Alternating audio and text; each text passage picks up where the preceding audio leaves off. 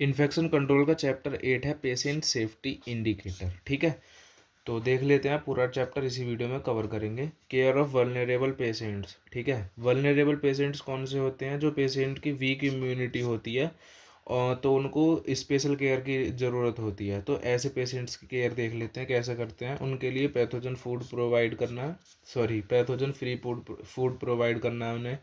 Close monitoring जरूरी है उनकी। उनके लिए सेफ एनवायरनमेंट जरूरी है। Adequate use of antibiotics, cleaning and disinfection, hygienic standard maintain रखने हैं। सेपरेट पेशेंट रूम होने चाहिए। ठीक है, जो पेशेंट के रूम्स हैं वो सेपरेट होने चाहिए। मेडिकल टेक्निकल इक्विपमेंट्स जो होने चाहिए वो एडिक्वेट अमाउंट में होनी चाहिए। Water control, clean work uniform, toilet should be clean. ठीक है, ये सब इन चीज़ों का ध्यान रखना है पेशेंट वल्नरेबल पेशेंट्स की केयर के लिए। ठीक है, आगे देख लेते हैं प्रिवेंशन ऑफ आइट्रोजेनिक इंजरी। ये नेक्स्ट टॉपिक है, prevention of iatrogenic injury. Iatrogenic injury होती क्या है? टिश्यू और organ damage that is caused by necessary medical treatment, pharmacotherapy और एप्लीकेशन ऑफ मेडिकल डिवाइसेस। मतलब कोई मेडिकल ट्रीटमेंट चल रहा है किसी पेशेंट का, या कोई फार्माकोथेरेपी हो रही है, या कोई भी मेडिकल डिवाइस हम यूज़ कर रहे हैं, उसकी वजह से अगर कोई ऑर्गन डैमेज हो जाता है तो उसको आइट्रोजेनिक इंजरी बोलते हैं। तो अब इसके प्रिवेंशन देख लेते हैं, कैसे इसको प्रिवेंट किया जा सकता है। ठीक है, increase knowledge of medical treatment. जो भी मेडिकल ट्रीटमेंट दे रहे हैं, कोई भी प्रोसीजर परफॉर्म कर रहे हैं, उसकी नॉलेज अच्छी होनी चाहिए। रेस्ट्रिक्शन ऑफ सेल्फ मेडिकेशन, खुद से दवाई लेने की कोशिश ना करें, किसी अच्छे फिजिशियन की देख रेख में ही करें। ठीक है, Hippocrates statement, first do not harm. ठीक है, ये इनका स्टेटमेंट था, first do not harm, Hippocrates का। ठीक है, आगे देख लेते हैं। During surgical procedure aseptic conditions must be followed. Aseptic techniques follow करनी है। एसेप्टिक कंडीशन मतलब पैथोजन फ्री एनवायरनमेंट रखना है। Draw out history of allergic reactions, जो पेशेंट है उसको किस किस चीज़ से एलर्जिक रिएक्शन है उस सब का भी ध्यान रखना है। Avoid all inappropriate use of drugs, inappropriate use ना हो ड्रग्स का, इसका भी ध्यान रखना है। Follow guidance for sampling and if in doubt contact the laboratory. ठीक है, समझ में आ रही होंगे आपको, इजी टॉपिक है। आगे देख लेते हैं care of lines, drains and tubes. ठीक है, तो जो लाइन्स, ड्रेन्स, ट्यूब्स होती हैं, कोई फ्लूइड या फिर कोई भी मेडिकेशन इंसर्ट करने के लिए पेशेंट में इनका यूज़ होता है। ठीक है, तो इनकी केयर कैसे करनी है? हैंड हाइजीन मेंटेन रखनी है। कोई भी लाइन, ट्यूब या ड्रेन को हैंडलिंग करने से पहले हैंड हाइजीन करनी है। ठीक है, स्टेराइल टेक्निक करनी है, क्योंकि जो स्टेराइल फील्ड है वो इन्फेक्शन के रिस्क को कम करता है। रेगुलर इंस्पेक्शन का ध्यान रखना है। जो साइट्स हैं उनको रेगुलरली चेकअप करना है। सिक्योरमेंट मतलब सिक्योरिटी। ठीक है, ensure that lines and tubes are properly secured, मतलब ठीक तरीके से लगे हुए हैं, इस चीज़ का भी ध्यान रखना है, वरना आइट्रोजेनिक इंजरी भी हो सकती है। कैसे ध्यान रखना है? क्लीनिंग करनी है, उसकी मेंटेनेंस रखना है और डॉक्यूमेंटेशन भी मेंटेन रखना है। ठीक है, एक होती है आगे, नेक्स्ट टॉपिक है रिस्ट्रेन पॉलिसी। ठीक है, restrain policy and care physical and chemical. मतलब रिस्ट्रेन पॉलिसी क्या होती है, उसकी केयर कैसे करनी है रिस्ट्रेन से पेशेंट की, और फिजिकल होते हैं रिस्ट्रेन और केमिकल होते हैं रिस्ट्रेन, सबके बारे में देखेंगे। पहले देख लेते हैं रिस्ट्रेन पॉलिसी क्या है। ठीक है, रिस्ट्रेन क्या होते हैं? Protecting patients from harming themselves और अदर। पेशेंट खुद को हार्म ना पहुंचा लें और किसी दूसरे को हार्म ना करें, उससे उन्हें प्रोटेक्ट करने के लिए जो यूज़ किए जाते हैं इक्विपमेंट्स या इंस्ट्रूमेंट्स, वो होते हैं रिस्ट्रेन। ठीक है, अब पॉलिसी के कुछ वो हैं प्रिंसिपल देख लेते हैं। इन इमरजेंसी सिचुएशंस नर्सेज में अप्लाई रिस्ट्रेंट्स विदाउट कंसेंट। अगर कोई इमरजेंसी कंडीशन है जिसमें पेशेंट आउट ऑफ कंट्रोल हो रहा है, तो उसमें बिना किसी कंसेंट के रिस्ट्रेंट्स यूज़ करने हैं। ठीक है, use of restrict patients movement और बिहेवियर। ये जो पेशेंट का जो मूवमेंट हो रहा है उसको रेस्ट्रिक्ट करने के लिए, उसके बिहेवियर को रोकने के लिए रिस्ट्रेन यूज़ किए जाते हैं। ठीक है, फिजिकल रिस्ट्रेन देख लेते हैं। फिजिकल रिस्ट्रेन कौन से होते हैं? कोई भी मैनुअल मेथड है, फिजिकल और मैकेनिकल डिवाइस है, मटेरियल है कोई भी, या कोई भी ऐसा इक्विपमेंट है जो पेशेंट को इमोबिलाइज करता है, उसकी एबिलिटी को रिड्यूस करता है, वो सब किस में आते हैं? फिजिकल रिस्ट्रेंट में आते हैं। जैसे कोई पट्टी होती है, उसके थ्रू बांध देते हैं पेशेंट को। ठीक है, या आपने नॉर्मल देखा ही होगा, उसकी जो आर्म्स हैं, लेग्स हैं, बॉडी है और जो उसका हेड है वो फ्रीली ठीक तरीके से मूव नहीं कर पाए और वो किसी को हार्म ना पहुंचा पाए। इस सब से रोकने के लिए जो भी कोई भी इक्विपमेंट, मटेरियल, डिवाइस कुछ भी यूज़ कर रहे हैं वो फिजिकल रिस्ट्रेंट में आता है। ठीक है, केमिकल रिस्ट्रेंट देख लेते हैं कौन से होते हैं। जो सिडेटिव्स होती हैं, एंटी साइकोटिक्स होती हैं, जी क्या करती हैं, जो एक्सट्रीम बिहेवियर होते हैं पेशेंट्स के उनको कंट्रोल करने के लिए दी जाती हैं। ठीक है, ताकि वो हार्म ना कर दे किसी को। Blood and blood transfusion policy है, ये नेक्स्ट टॉपिक है। Blood and blood transfusion topic, सारे टॉपिक का रिवीजन करेंगे। ठीक है, कुछ नहीं बचेगा। नोट्स जो है वो आपको डिस्क्रिप्शन बॉक्स में मिल ही जाएंगे। Blood transfusion is a hazardous procedure must be followed to ensure that the correct blood is given. ठीक है, एक हजार्डियस प्रोसीजर है, ये आप जानते ही हैं। और करेक्ट ब्लड जो है वो जाना चाहिए पेशेंट को, जिसे भी डोनर को, जो रिसीवर को करेक्ट ब्लड मिलना चाहिए। ये बहुत ज़रूरी होता है। Patients consent must be sought. ठीक है, कंसेंट लेना ज़रूरी है।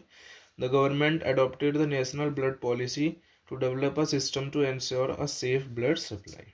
ठीक है, एनबीपी को अडॉप्ट किया है गवर्नमेंट ने, नेशनल ब्लड पॉलिसी को, ताकि एक सही सेफ ब्लड सप्लाई हो सके। पॉलिसी क्या है? Adequate supply of safe and quality blood.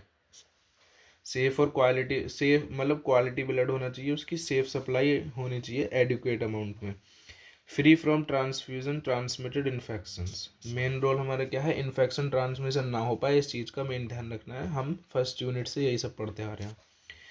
आगे है प्रिवेंशन ऑफ आईवी कॉम्प्लिकेशन। ठीक है, जो आईवी कॉम्प्लिकेशन होते हैं उनको कैसे प्रिवेंट कर सकते हैं देख लेते हैं। Prevention of IV complications, perform proper hand hygiene and maintain aseptic techniques. Hand hygiene perform करनी है, एसेप्टिक टेक्निक मेंटेन करनी है। जो कैनुला हम यूज़ कर रहे हैं आईवी इंट्रावेनस कोई फ्लूइड या कोई मेडिकेशन देने के लिए पेशेंट को, उसके लिए स्मॉल गोज कैनुला यूज़ करना है, 22G to 24G। ठीक है, आईवी साइट जो है जहाँ पे कैनुला लगा हुआ है 72 to 96 आवर्स में वो चेंज करनी है, ताकि कोई इन्फेक्शन वहाँ पे इंक्यूबेट ना हो सके। डाइल्यूट आईवी मेडिकेशंस प्रॉपरली, जो मेडिकेशंस हैं उनको अच्छी तरह से डाइल्यूट करना है और रिकमेंडेड रेट पे उनको एडमिनिस्टर करना है। ठीक है, inspect IV site daily for redness, pain और वार्मथ। वहाँ पे मतलब डेली चेक करना है, कोई रेडनेस, कोई पेन या कोई वार्मथ तो नहीं हो गया। ठीक है, लालपन, धब्बे, निशान कुछ ऐसा तो नहीं हो रहा है, उस सब का ध्यान रखना है। पेन तो नहीं है। ठीक है, इंस्पेक्ट करना है। Educate patient to report pain और स्वेलिंग इमीडिएटली। पेशेंट को बताना है कि अगर उसे कोई वहाँ पे पेन या स्वेलिंग फील हो रही है तो वो तुरंत स्टाफ को इन्फॉर्म कर दें।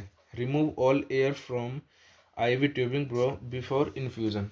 किसी भी तरह का कोई इन्फ्यूज़न कर रहे हैं तो उससे पहले क्या करना है? एयर निकाल देनी है ट्यूब से। आईवी जो ट्यूबिंग है उसमें एयर नहीं होनी चाहिए बिल्कुल भी, वरना प्रॉब्लम हो सकती है। Remove the catheter as soon as possible and by signs of bleeding और इन्फेक्शन। कैथेटर को जितनी जल्दी हो सके उतनी जल्दी रिमूव करना है। ठीक है,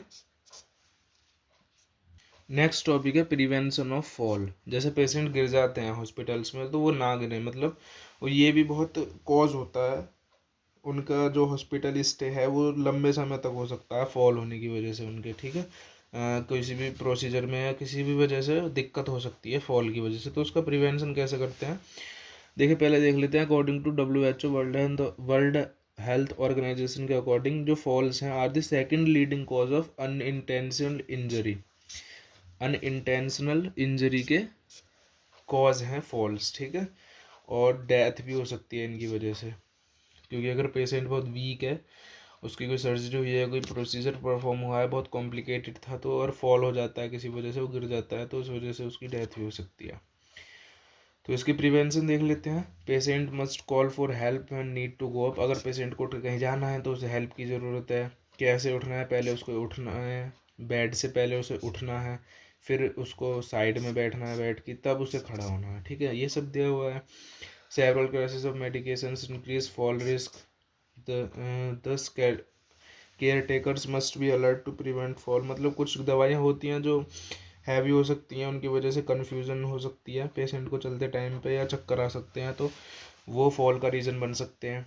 तो केयर टेकर्स को उसका ध्यान रखना है। डेफिशिएंसी ऑफ न्यूट्रिशनल सप्लीमेंट भी इसका रीज़न हो सकता है। ठीक है, बेड जो है उसको लो पोजीशन में रखना है, और जो रेल्स हैं साइड वाली जो रेल्स होती हैं उनको अप ऊपर रखना है, और जो ड्राई और अनकल्चर्ड फ्लोर्स, ठीक है, जो फर्श है उनको सूखा रखना है। प्रिवेंशन ऑफ डीवीटी देख लेते हैं, डीप वेन थ्रोम्बोसिस। पहले देख लेते हैं होता क्या है। Formation of clot in one of the deep veins, ठीक है, किसी वेन में अगर क्लॉट का फॉर्मेशन हो जाता है तो वो होता है डीप वेन थ्रोम्बोसिस, डीवीटी। इसके लिए क्या करते हैं, इसके प्रिवेंशन के लिए क्या कर सकते हैं, एसेप्टिक टेक्निक मेंटेन कर सकते हैं, ठीक है। एसेप्टिक टेक्निक परफॉर्म करके डीवीटी को बचाया जा सकता है होने से। Prevent catheter damage by not using syringe less than 10 ml and by not using excessive force during injection. अगर कोई इंजेक्शन दे रहे हैं तो ज़्यादा फोर्स नहीं यूज़ करना है, ठीक है। और जो सिरिंज है वो 10 ml से कम वाली यूज़ करनी है। तो इससे क्या होगा, 10 ml तक यूज़ करेंगे ना, तो फिर इससे क्या होगा, डैमेज नहीं हो पाएगा वेन्स में, और उसकी वजह से क्लॉट फॉर्मेशन होने से हम उसको प्रिवेंट कर सकते हैं, ठीक है। आफ्टर सर्जरी और medication drink lots of fluid. किसी भी सर्जरी या मेडिकेशन के बाद बहुत सारा पानी पीना चाहिए। Wear loose fitting clothing for proper circulation, ठीक है, ताकि अच्छे तरीके से ब्लड फ्लो हो सके, उसके लिए लूज फिटिंग क्लोथ पहनने हैं। वॉक और स्ट्रेच करना है, अगर आप प्रेग्नेंट हैं तो मूव करते रहना है।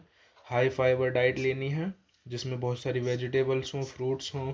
स्मोक नहीं करना है। और जो ब्लड थिनर है यानी कि एंटी कोएगुलेंट्स हैं, ये भी प्रेस्क्राइब कर सकते हैं फिजिशियन अगर आपको डीवीटी कॉज होने का खतरा है तो।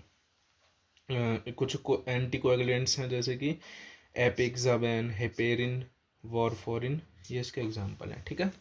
नेक्स्ट टॉपिक है इस चैप्टर का, shifting and transportation of patient, ठीक है। Before shifting the patient, during shifting and transportation, after shifting the patient, कैसे कैसे क्या क्या करना है ताकि कोई दिक्कत ना हो, उसका देख लेते हैं। Before shifting the patient, patient को शिफ्ट करने से पहले जो पेशेंट की कंडीशन है, उसके वाइटल साइन है, उसकी कॉन्शियसनेस है, उसकी ऑक्सीजन नीड है, सबके बारे में चेक करना है। उसको प्रोसीजर पहले ही समझा देना है, ठीक है, जो भी प्रोसीजर उसके साथ परफॉर्म होने वाला है। हैंड हाइजीन, उसको छूने से पहले before touching patient hand hygiene perform करनी है। और जो रिक्वायर्ड इक्विपमेंट है वो सब प्रिपेयर कर लेने हैं, ठीक है। ड्यूरिंग शिफ्टिंग एंड ट्रांसपोर्टेशन, जिस टाइम उसको ट्रांसपोर्ट कर रहे हैं, शिफ्ट कर रहे हैं पेशेंट को, उस टाइम क्या ध्यान रखना है, patient should be covered with clean seat और ब्लैंकेट, ठीक है, जो उसकी सीट और ब्लैंकेट है वो क्लीन होनी चाहिए। Maintain proper body alignment and comfort of patient, ठीक है, इस चीज़ का ध्यान रखना है। पीपीई का यूज़ करना है, पर्सनल प्रोटेक्टिव इक्विपमेंट्स का, और जो मास्क है उसका यूज़ करना है। और जो इन्फेक्शियस पेशेंट, मतलब जो इन्फेक्शियस पेशेंट है उनके लिए मास्क का यूज़ करना है, ठीक है। After shifting the patient, patient को शिफ्ट करने के बाद हैंड हाइजीन परफॉर्म करनी है, पीपी रिमूव करनी है अच्छे तरीके से, और डिस्कार्ड करना है उन्हें बायोमेडिकल वेस्ट रूल्स के अकॉर्डिंग, ठीक है। जो बायोमेडिकल वेस्ट मैनेजमेंट रूल्स हैं उनके अकॉर्डिंग डिस्कार्ड करना है सब चीज़ों को। Inform receiving unit about patient condition and infection status, जो रिसीविंग यूनिट है जहाँ पे ट्रांसपोर्टेशन होने वाला है पेशेंट का, उसको क्या करना है, पहले ही इन्फॉर्म कर देना है उसकी कंडीशन के बारे में और उसके स्टेटस के बारे में, ठीक है, पेशेंट के। नेक्स्ट टॉपिक है surgical safety. Surgery opens into sterile tissues for hours where there is a massive tissue damage by knife, clogging of vessels, decreased blood supply and impaired infection defense, ठीक है।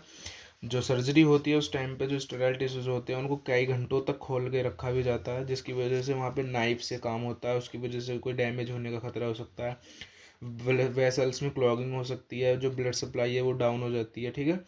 तो कैसे कैसे surgical safety रखनी है उसको देख लेते हैं, क्या करना है वहाँ पे। रोल ऑफ हॉस्पिटल मैनेजमेंट, क्या करना है, ensure surgical activities with the quality standards of hygiene and infection control. जो हाइजीन है और इन्फेक्शन कंट्रोल है, इसके क्वालिटी एंड स्टैंडर्ड यूज होने चाहिए, ठीक है। Personal infection protection for safe surgery, ठीक है, पर्सनल इन्फेक्शन प्रोटेक्शन होना चाहिए सभी के लिए सेफ सर्जरी ताकि परफॉर्म हो सके। ब्लड बॉर्न इन्फेक्शन जो हैं और जो दूसरे इन्फेक्शंस हैं उनके प्रिवेंशन, ठीक है। Protective clothing for safe surgery, वही पीपीई की बात हो रही है यहाँ पे, ठीक है। और हम पहले भी पढ़ चुके थे एसएसआई जो होते हैं, सर्जिकल साइट इन्फेक्शंस होते हैं, उनके प्रिवेंशंस कैसे कैसे यूज़ करते हैं, पिछली यूनिट्स में सब में यही पढ़ते आ रहे हैं, इन्फेक्शन कंट्रोल कैसे करना है। अब देख लेते हैं care coordination event related to medication reconciliation and administration. Medical reconciliation, ठीक है, ये वाला इंपॉर्टेंट टॉपिक है, देख लेते हैं क्या होता है। पहले देख लेते हैं मेडिकेशन रिकॉन्सिलिएशन क्या होता है।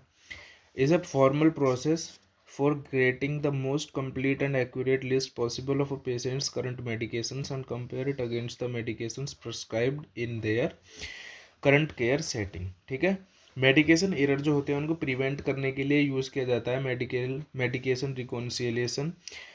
जो पेशेंट की मेडिकल चार्ट होती है, करंट मेडिकल होती हैं, मेडिकेशंस होती हैं जो उसकी चल रही हैं उस टाइम पे, उसकी लिस्ट तैयार करते हैं और उनको ठीक से इंश्योर करते हैं कि सब कुछ उसके हेल्थ स्टेटस के अकॉर्डिंग सही है नहीं है, और उनको कंपेयर करते हैं उसकी स्टेटस के अकॉर्डिंग। ठीक है, इसका प्राइमरी गोल होता है मेडिकेशन एरर को प्रिवेंट करने का।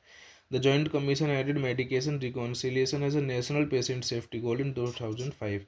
मेडिकेशन एरर होने की वजह से बहुत सारे खतरे हो सकते हैं, तो इसलिए जो जॉइंट कमीशन है उन्होंने भी मेडिकेशन रिकॉन्सिलिएशन को नेशनल पेशेंट सेफ्टी गोल में ऐड कर लिया है।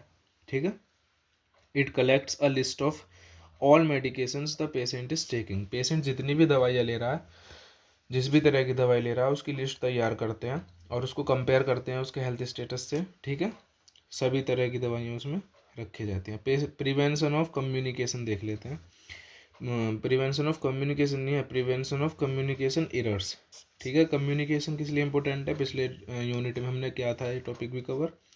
देखिए, poor communication is leading to patients harm. Patient को हार्म हो सकता है पुअर कम्युनिकेशन की वजह से, तो इसलिए क्या करना है, क्लियर और सिंपल लैंग्वेज का यूज़ करना है। ठीक है, एक्टिव लिसनिंग रखनी है, एक्यूरेट डॉक्यूमेंटेशन होनी चाहिए, और प्रॉपर हैंडओवर कम्युनिकेशन। जब हैंडओवर कर रहे हैं कोई इन्फॉर्मेशन पेशेंट की किसी दूसरे स्टाफ को, तो कम्युनिकेशन जो है वो प्रॉपर होनी चाहिए। नेक्स्ट है topic prevention of HAI, hospital acquired infection जो होते हैं उनका प्रिवेंशन कैसे करना है। तो चैप्टर 1 जो है वो पूरा इसी के ऊपर है, और चैप्टर 1 से यहाँ तक हम यही सब पढ़ते आ रहे हैं। ठीक है, तो इसमें तो कोई बताने की ज़रूरत है ही नहीं। आगे है डॉक्यूमेंटेशन। डॉक्यूमेंटेशन क्या होती है, देखिए, systemic accurate and legal recording of all patients related information. जो पेशेंट की इन्फॉर्मेशन होती है उसको एक सिस्टेमिक एक्यूरेट और लीगल तरीके से रिकॉर्ड करके रखते हैं। ठीक है, ये क्या करती है, केयर प्रोवाइड जो होती है पेशेंट को, रेस्पॉन्स जो होते हैं उसके, वो सब कुछ एक सिस्टेमिक वे में, जितनी भी पेशेंट की इन्फॉर्मेशन है उसको केयर प्रोवाइड की जा रही है, उसके रेस्पॉन्स हैं, सब कुछ एक सिस्टेमिक वे में एक्यूरेट तरीके से रिकॉर्ड करके रखे जाते हैं। ये पेशेंट की सेफ्टी इंश्योर करते हैं और लीगल एविडेंस होते हैं हॉस्पिटल के पास या हेल्थ केयर सेटिंग के पास। ठीक है, डॉक्यूमेंटेशन मस्ट बी एक्यूरेट। ये कैसे होने चाहिए, एक्यूरेट होने चाहिए, फैक्चुअल होने चाहिए, कंप्लीट होने चाहिए, क्लियर होने चाहिए, टाइमली होने चाहिए, टाइम बचना चाहिए उनके लिए, मतलब ऐसे नहीं है कुछ भी लिख दिया। लिजिबल होने चाहिए, मतलब समझ में आने चाहिए, एंड नो ओवर राइटिंग और इरेजिंग। ठीक है, कोई भी ओवर राइटिंग नहीं होनी चाहिए उनमें। ठीक है, नेक्स्ट टॉपिक है इंसिडेंट्स एंड एडवर्स इवेंट्स। जो कुछ घटनाएं हो जाती हैं हॉस्पिटल्स में, हेल्थ केयर सेटिंग्स में, जिनकी वजह से पेशेंट्स को प्रॉब्लम हो सकती है, उनके बारे में देख लेते हैं। ठीक है, medical errors are the third leading cause of death in hospital. ठीक है, जो मेडिकल एरर्स हैं ये हॉस्पिटल में डेथ के थर्ड लीडिंग कॉज हैं। ठीक है, these medical errors referred to as incidents और इवेंट्स। ये जो मेडिकल एरर्स होते हैं इनको इंसिडेंट्स या इवेंट्स बोल देते हैं। तो इंसिडेंट कैसे कैप्चर होते हैं, identifying, recording and reporting all incidents and near miss events. मतलब आपके पास कोई इवेंट हो रहा है, कोई एडवर्स, मतलब कोई मेडिकल एरर हो गया है, कोई घटना घटित हो रही है, उसको आइडेंटिफाई करना है, उसको रिकॉर्ड करना है। ठीक है, और जितने भी इंसिडेंट्स हैं उन सब की रिपोर्टिंग, सब कुछ मेंटेन करके रखना है। Improve patient safety and maintain quality of care. जो पेशेंट से ये क्या करता है, कैप्चरिंग ऑफ इंसिडेंट्स, ये पेशेंट की सेफ्टी को इम्प्रूव करता है और क्वालिटी केयर इम्प्रूव करता है। ठीक है, इंसिडेंट्स एंड एडवर्स इवेंट्स मतलब वही है सब घटनाएं, जैसे फॉल हो गया किसी पेशेंट का, या कोई भी मेडिकेशन एरर हो गया, कुछ भी हो सकता है, वो सब इसमें आते हैं। ठीक है, आगे है RCA, रूट कॉज एनालिसिस। तो ये क्या होता है, systemic process use to identify the actual underlying cause of an incident और इवेंट। अगर कोई इंसिडेंट हुआ है, कोई इवेंट हुआ है, तो वो किस वजह से हुआ है, ठीक है, उसका कॉज क्या है इंसिडेंट होने का या कोई इवेंट होने का, कोई एडवर्स इवेंट होने का पेशेंट के साथ क्या कॉज है, वो होता है RCA, रूट कॉज एनालिसिस। इसके क्या स्टेप होते हैं, सब स्टेप क्या होते हैं इसके, सबसे पहले प्रॉब्लम आइडेंटिफाई करते हैं, डाटा कलेक्ट करते हैं, ठीक है, जो रूट कॉज है उसको आइडेंटिफाई करते हैं, सॉल्यूशन डेवलप करते हैं और फिर उसके बाद उसको इम्प्लीमेंट कर देते हैं, ठीक है। ये RCA रूट कॉज एनालिसिस के स्टेप्स होते हैं। एक और टॉपिक है कापा। कापा करेक्टिव एंड प्रिवेंटिव एक्शन।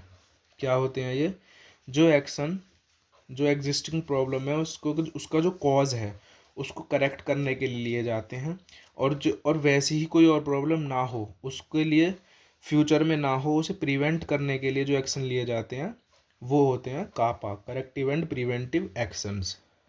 देखिए, actions taken to correct the cause of an existing problem, ठीक है, और actions taken to prevent future occurrence of similar problem, ये क्या होती है CAPA, corrective and preventive action, ठीक है। फुल फॉर्म याद रखेंगे और इससे ही क्लियर है इसकी डेफिनेशन भी।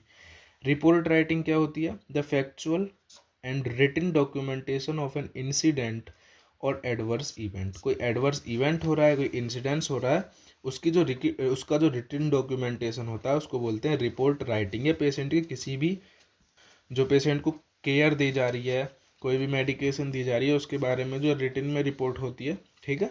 कंटेंट्स, उसमें क्या क्या कंटेंट होने चाहिए, डेट होना चाहिए, टाइम होना चाहिए, जो इंसिडेंट हुआ है उसका प्लेस, किस जगह पर इंसिडेंट हुआ है, जो एक्शन लिया गया उसके लिए वो क्या था, पर्सन्स जो थे उसमें इन्वॉल्व थे वो कौन कौन थे, सिग्नेचर होने चाहिए रिपोर्ट राइटिंग जो कर रहा है उसके, और डेजिग्नेशन, ठीक है। तो पूरा चैप्टर कवर हो गया, चैप्टर 8 भी हमारा, ठीक है। तो ये पेशेंट सेफ्टी इंडिकेटर पूरा चैप्टर हमारा कंप्लीट हो चुका है, ठीक है। सारे टॉपिक कवर आए इसी के सिलेबस के अकॉर्डिंग। नोट्स आपको डिस्क्रिप्शन बॉक्स में मिल जाएंगे। Thank you.